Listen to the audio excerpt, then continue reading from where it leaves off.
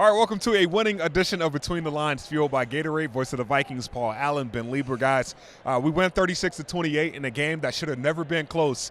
But when you're the Minnesota Vikings and you're 6-7, you take a win however you can get it. And you take 5 sacks on Ben whenever you can get them. You know, he was sacked 8 times, I believe, back in 2009 by the Cleveland Browns. And he had been sacked 5 times, a bunch of times, but like never 6 or 7. And we just couldn't get over the hump on that. And Ben started to do HOF things at the end of the game. But the Vikings built that 29-0 lead, got outscored by 20 over 6 minutes and small change in the second half. And then in patented 2021 Minnesota Vikings football, it was a spine tingler right down to the wire. Freiermuth, you were down on the field, Ben. I mean, I know you were looking right at it. Freiermuth had the ball in the center of the end zone, and who knocked it out, Harry? Yeah, it looked like Harry. Jeez. It was a convergence of Harry, Xavier Woods, and maybe Anthony Barr. Yeah. Maybe I'm trying to remember. Yeah, it was I know it was 3-on-1. Yeah, it was a 3-on-1 little sandwich there, Yeah. and it was.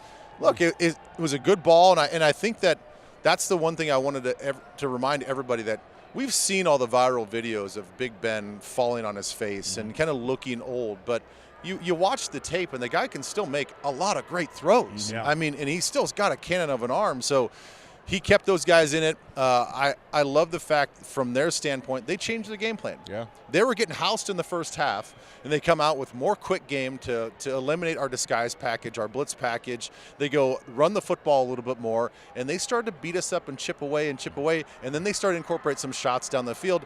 And, look, they took advantage of some of our corners. That's expected as well. So it was a great game back and forth, but thankfully we came out on top. Thankfully, we came out on top, and I don't want to make an excuse here, but 3 of those catches on our corners were just spectacular catches, spectacular balls by Big Ben. And you talked about Ben HOF things. I thought you were talking about Ben Leber because That's what I thought too.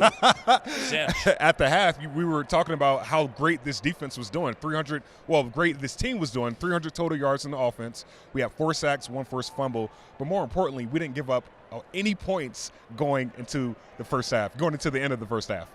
Yeah, I mean, the shutout, that was surprising to me. Yeah. And did I think that we were going to shut them out the whole game? No, I didn't think that. But I didn't expect them to come roaring back in the fashion they did. And I didn't expect our offense to look as clunky in the second half. And I think that was a little disappointing. But again, you get KJ going down the field on a 62-yard bomb, which, right at the last second gets that little bit of separation. And boy, Kirk put that thing right in the shoebox where it needed to be. He was a little off today, but he had some dynamite throws. He had a few dynamite throws in the first half. I know he finished, I think, 14 of 31 for 216 yards and 2 interceptions. But that first half, he was picking this team apart. But, PA, I want to talk about this crowd tonight. We made this Pittsburgh Steelers team go 2 delay of games. It was an opportunity where we showed up and we showed out, and eventually we needed the crowd to win this game today. Yeah, when the Minnesota Vikings beat the Green Bay Packers, the first thing that came to mind for me was I was happy the fans here at US Bank Stadium got themselves a super exciting, high-scoring game that came down to the wire because we had the malaise that was the Lions win, the loss to Cleveland, and Dallas on Sunday Night Football. That was just ridiculous. And they got another one. So the fans got paid off tonight for Thursday Night Football. It's holiday season.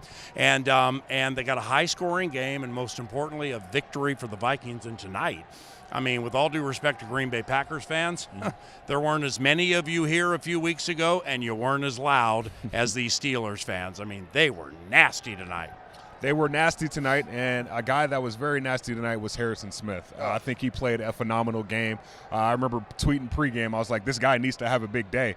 Just coming off the edge, getting a sack, a couple of PBUs.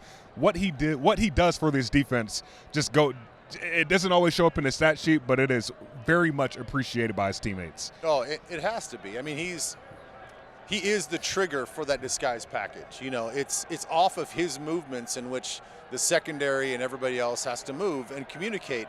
And again, I thought all their communication pre-snap with just the hand signals going across, the anticipation of the motions and the shifts, it was crispy now there on defense. It was great. And Harrison, I think he ran probably 5 miles before the ball was snapped when you add it all up. I mean, he was like a whirling dervish out there. I mean, it was phenomenal. And then, they pulled the reins back a little bit in the second half, but then they had to press when they knew they could press. And so when we needed a play to be made, there was Harrison. My guy, Dwayne Haskins. Yeah. There's Harrison.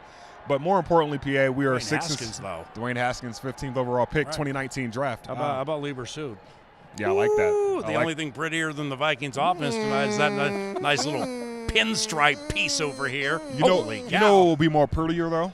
What? Winning against the Chicago Bears. How are we not going to win that game? Tell us. That's right. We lost to the Lions. What a hell of a game that's going to be a week from Monday. Can't wait to call it. How do we get a win moving forward? Go back to PA. Go back to that pinstripe blue suit. Hey, Dwayne Haskins. Ben doing HOF things here. Ben, moving forward, though, we're 6-7 now. Got a chance to go to 500. Yeah. We got the Chicago Bears coming up, who's a team that we cannot take for granted. No, I mean, can't take any team for granted at this point, but your thoughts going forward? we got to win out. I mean, that's my mentality is you got to win out. I mean, don't put it on the rest of the NFC to figure out, if we're going to get in the playoffs or not. Like, let's take control of our destiny. Just have the mentality that you have to win out and do whatever it takes. I mean, if you've got to be ultra aggressive on defense like you were in the first half against the Chicago Bears, then do that. Pull out all the stops. Get that disguise package rolling. Get that nice rotation of the defensive front going. We need to have guys play hungry for 4 quarters the whole rest of the season. Hey, when people comment about between the lines on social media, they're always like, Paul's super twitchy, always looking all over the place. Now, I am twitchy, and I do have the blinking gene. Don't at me. But I'm always looking over here because who wants Ben Roethlisberger to walk by you and you just miss him? Like, there's Casey Hayward over there, or Cam Hayward, and we saw Dwayne Haskins. So, I mean, yeah, I get a little starstruck sometimes, but that's okay. At least I'm not arguing with coaches and trying to get fired. Well, just put it this way. Paul reads the comments. Out of anybody in this group, Paul does that, and I respect you for that. I print them, and I put them in a frame, and I use them as motivation for the next 20 years of my career. You know what should motivate fans right now? Friday football feast tomorrow in Lakeville. Yeah. Be there. PA will be there. Yeah. I will be there. I won't be there. Ben won't be there because he's doing the HOF things. 9 to noon. 9 to noon tomorrow. This is Between the Lines, fueled by Gatorade. See you next week.